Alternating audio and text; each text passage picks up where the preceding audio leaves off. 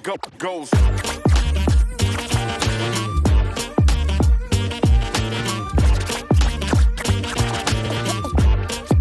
Just the way it go. Assalamualaikum warahmatullahi wabarakatuh.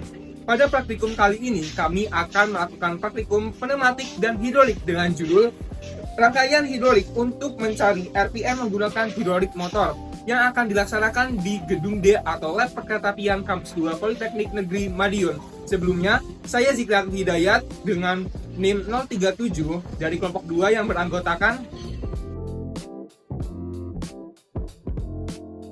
Oke teman-teman, untuk praktikum kali ini kita akan menggunakan alat dan bahan. Yang pertama kita menggunakan pressure relief valve, dan yang kedua kita akan menggunakan pressure gauge switch distributor. Selanjutnya akan dibahas dengan Eza. Komponen selanjutnya yaitu ini adalah direct control valve dengan 4 port, yaitu A, B, P, dan T. P untuk input dan T untuk output. Selanjutnya yaitu motor hidrolik. Ini dikontrol dari port A dan B. Untuk deskripsi tugas pada praktikum kali ini yang pertama adalah praktek rangkaian dengan motor hidrolik yang mengambil data nilai debit dan RPM dengan variasi tekanan 10, 15, 20, 25, 30, 35, 40, 45, 50, 55, dan 60 bar. Kemudian selanjutnya adalah menghitung dengan rincian perhitungan yang akan dilakukan dengan teman saya. Oke, untuk perhitungannya ibu ini rangkaian bentuknya untuk debit, lalu selanjutnya setelah itu tugas selanjutnya adalah membuat grafik perbandingan dengan nilai antara debit dengan tekanan dan tekanan dengan debit. Oke, langsung saja. Yang pertama diawali dari pompa menuju ke distributor. Setelah itu menuju ke pressure relief valve. Selanjutnya kembali ke pompa. Terus dari distributor menuju ke directional valve. Selanjutnya dari directional control valve di port A dan B hubungkan ke motor hidrolik. Terusnya dari directional control valve port T langsung dihubungkan ke flow meter yang terhubung langsung ke tangki. Kemudian di sini kami akan menjelaskan langkah atau cara kerja dari rangkaian hidrolik pada praktikum kali ini. Pertama, ada tombol on/off. Jika tombol on ditekan, maka pompa akan menggeser fluid dari bawah dan akan mengalirkan ke seluruh rangkaian.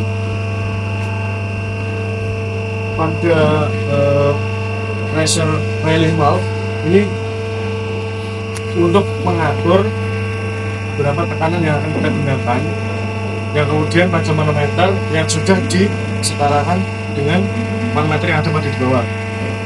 Kita bisa atur, kita putar untuk menaikkan atau menurunkan tekanan.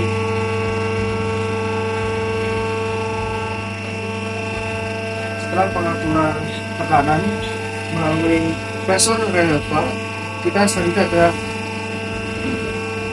mengatur arah masuknya dari fluida itu sendiri, di mana fluida akan masuk ke dalam hidrolik motor. Di sini adalah pengatur arah kiri dan kanan, di mana saat diatur ke kiri dengan kiri, maka hidrolik motor akan bergerak clockwise atau searah jam-jam, dan sebaliknya jika diarahkan ke kanan, maka motor akan bergerak ke counterclockwise atau berlawanan dengan arah jam-jam, di mana saat hidrolik motor ini bergerak, maka aliran fluida akan masuk ke dalam flow meter.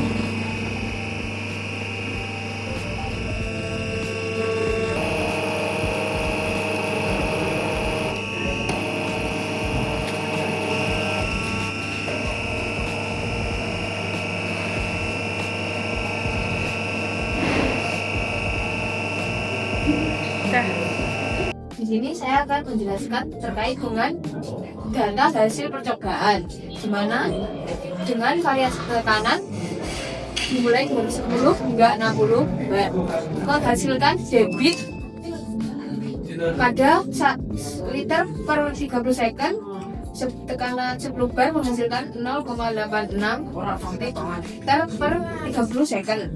Karena di sini yang dibutuhkan adalah debit dalam satuan cc per menit, maka nanti akan dikonversi dengan hasil pada tekanan 10 bar menghasilkan debit 1720 cc per menit hingga pada tekanan 60 bar menghasilkan 3860 cc per menit.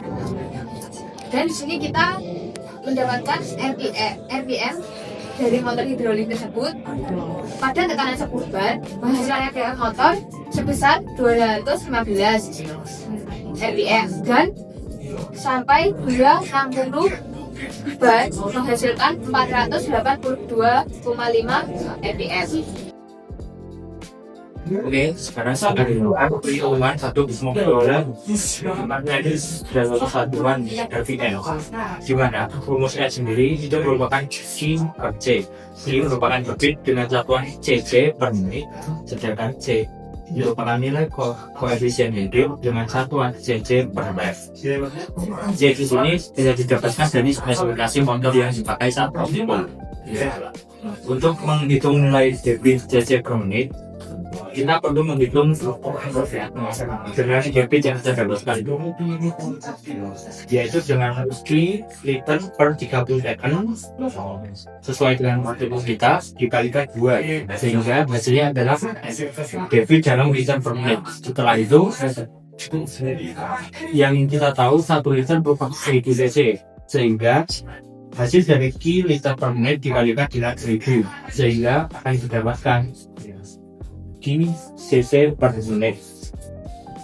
Untuk contoh, pada tekanan 10 bar kita mendapatkan 0,86 liter per 30 detik. Kita kalikan 2 sehingga hasilnya menjadi 1,72 liter per menit. Lalu dikalikan hasilnya 1320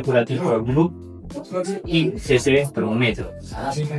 Selanjutnya masuk ke perhitungan N. Setelah kita mengetahui nilai V, C-nya juga sudah diketahui, yaitu 8 cc per rev sesuai spesifikasi motor yang dipakai. Lalu kita akan menghitung pada tekanan 10 bar, di mana N sama dengan Q per C, yaitu nilai itu 1720 dibagi dengan 8, hasilnya 215 RPM. Untuk perhitungan pada tekanan yang lain menggunakan rumus yang sama, dan saya rasa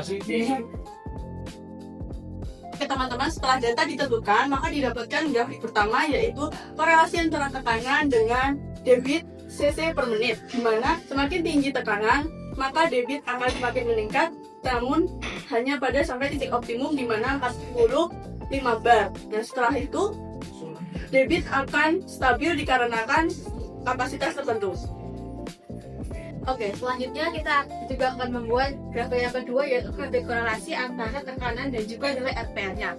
Nah, dari grafik ini dapat dilihat bahwa meningkatnya nilai tekanan itu akan berbanding lurus dengan peningkatan nilai RPM, tapi itu sampai nilai ultimate yaitu 45 bar saja. Setelah itu nilai akan stabil dikarenakan sudah mencapai batas limitnya.